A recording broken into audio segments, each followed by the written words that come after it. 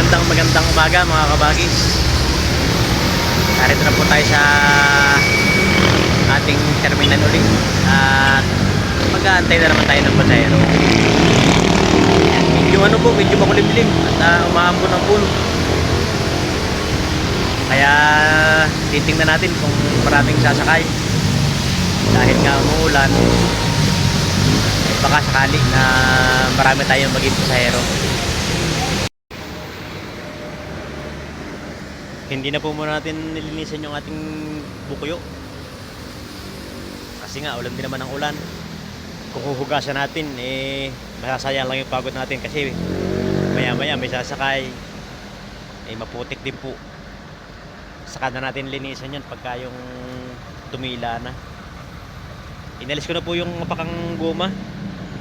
Dahil nga ganyang ulan ng ulan, hindi agad natutuyo yung lata pagka yung may goma sa ibabaw. Yan pong harapan yan ang malimit mabasa. Ito namang sa likod ayos lang kasi may kortina tayo, hindi yan kasi nung nababasa.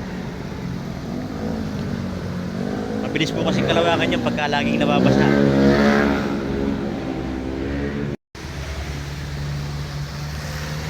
Wala pa tayong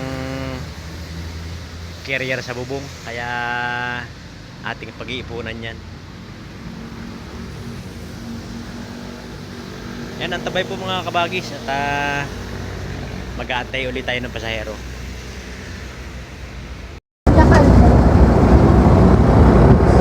Yakal, papalagay.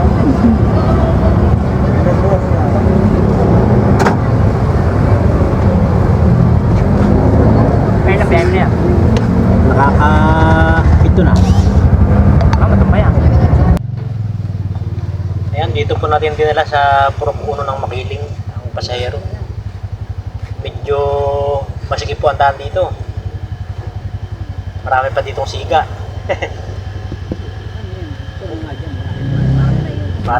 parang gusto akong patabihin. Ay siya nakamotor lang. Baka madalim pa.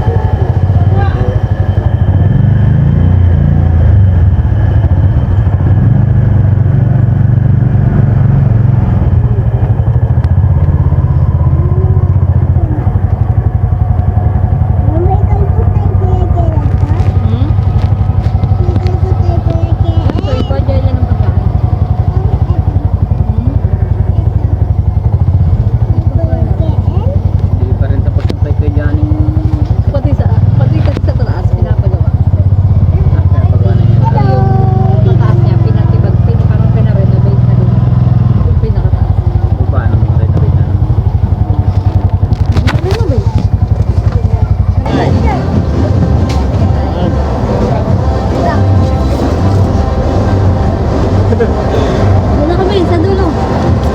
Ito nga, dito po sa gitna. Saan kayo? Sabi yan po. Purok po. Yakult po kapuntang Itahan. Gitna lang po. Gitna na. Ay, na yan.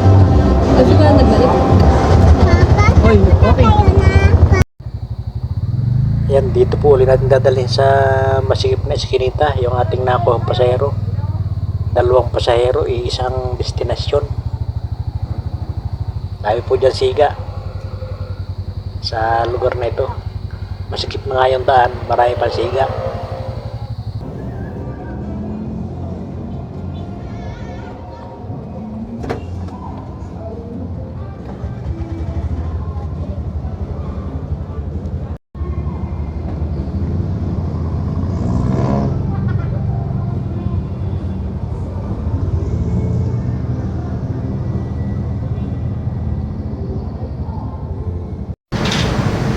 Ayan mga kabagis, alas 8 na po ng gabi. Ganyan pakarami ang nakapila. Mahaba pa ang pila.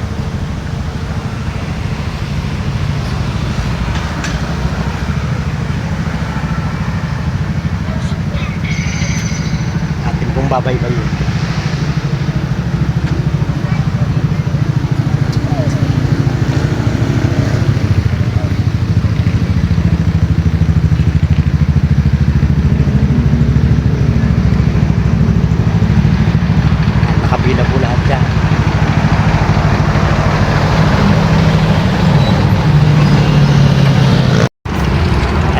sa muli po mga kabagis at magkaantay pa rin tayo hanggang maya maya bago magsara ang Walter Mark. Maraming salamat po sa mga nanonood at saka sa mga manonood pa. Magandang gabi po sa inyong lahat, magandang araw, mag-ingat po tayo lahat. Muli ito ang inyong abang lingkod Tatay Nitox Moto, nag-iiwan ng isang magandang